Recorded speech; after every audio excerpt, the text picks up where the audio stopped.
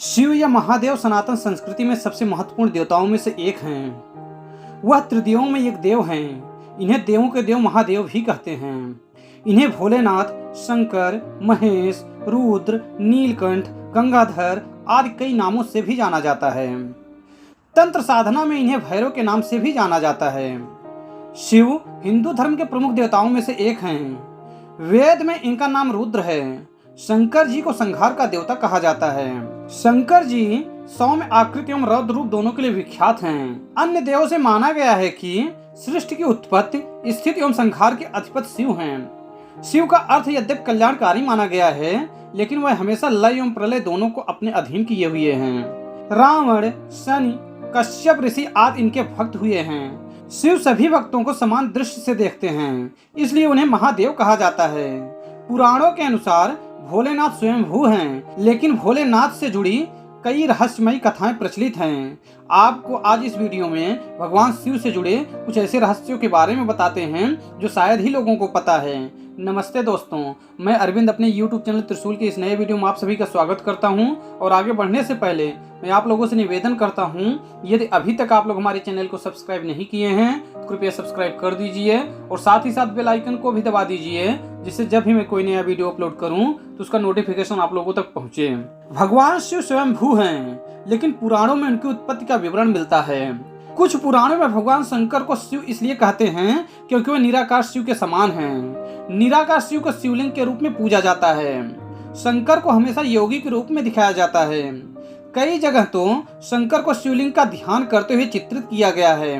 अतः शिव और शंकर दो अलग सत्ताएं हैं। मान्यता है कि महेश और महाकाल भगवान शंकर के द्वारपाल हैं और रुद्र देवता शंकर के पंचायत के सदस्य हैं। विष्णु पुराण के अनुसार जहां भगवान विष्णु ब्रह्मा जी की नाभि से उत्पन्न हुए, वहीं शिव विष्णु जी के माथे के तेज से उत्पन्न हुए, ऐसा उल्लेख मिलता है।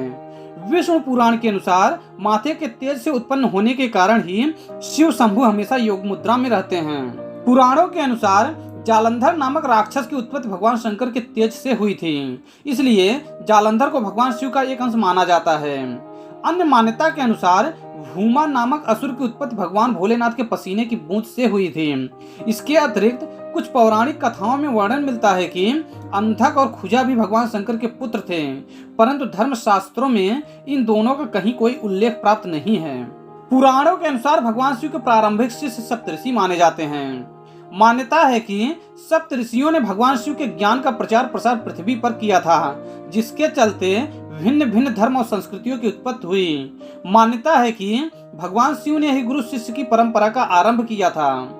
शिव के शिष्यों में बृहस्पति, विशालाक्ष, शुक्र, सहस्राक्ष, महेंद्र, प्राचेतस, मनु, भारद्वाज शामिल थे। ऐसी मान्यता है कि भगवान शिव की दो पत्नियां थीं, पहली देवी सती और दूसरी माता पार्वती। लेकिन यदि हिंदू पौराणिक कथाओं की माने तो भगवान नीलकंठेश्वर ने एक दो नहीं बल्कि 4 विवाह किए थे। उन्होंने यह सभी विवाह आदिशक्ति के साथ ही किए थे। भगवान शिव ने पहला विवाह माता सती के साथ किया, जो कि प्रजापति दक्ष की पुत्री थी। माता सती के पिता के द्वारा भगवान शिव का अपमान न सह पाने के कारण उन्होंने अपने प्राणों की आहुति दे दी। इसके बाद हिमालय की पुत्री पार्वती के रूप में जन्मी। आदिशक्ति ने भगवान शिव से दूसरा विवाह किया। हमारे धर्म ग्रंथों में भगवान शिव की तीसरी पत्नी देवी उमा को बताया गया है। देवी उमा को भूमि की देवी भी कहा जाता है। भगवान शिव की चौथी पत्नी मां महाकाली को बताया गया है। उन्होंने इस पृथ्वी पर भयानक दानवों का संहार किया और तीनों लोक की रक्षा की। भगवान शिव के भस्म लगाने के पीछे कई मान्यता जुड़ी है। धार्मिक मान्यता के अनुसार भगवान शिव को मृत्यु का स्वामी माना गया है, इसी वजह से शव से शिव नाम बना है। महादेव के मुताबिक शरीर नश्वर है और इसे एक दिन भस्म की तरह राख हो जाना है। जीवन के इस पड़ाव के सम्मान में शिव जी अपने शरीर पर भस्म लगाते हैं। एक अन्य कथा के अनुसार जब देवी सती ने क्रोध में आकर खुद को अग्नि के हवाले कर दिया था, उस वक्त भगवान शंकर उनका शव लेकर धरती से आकाश तक हर जगह घूमे थे। विष्णु जी से उनकी यह दशा देखी नहीं गई और उन्होंने माता सती के शव को छूकर भस्म में तब्दील कर दिया। अपने हाथों में भस्म देखकर शिव जी और परेशान हो गए और सती के याद में वो राख अपने शरीर में लगा ली।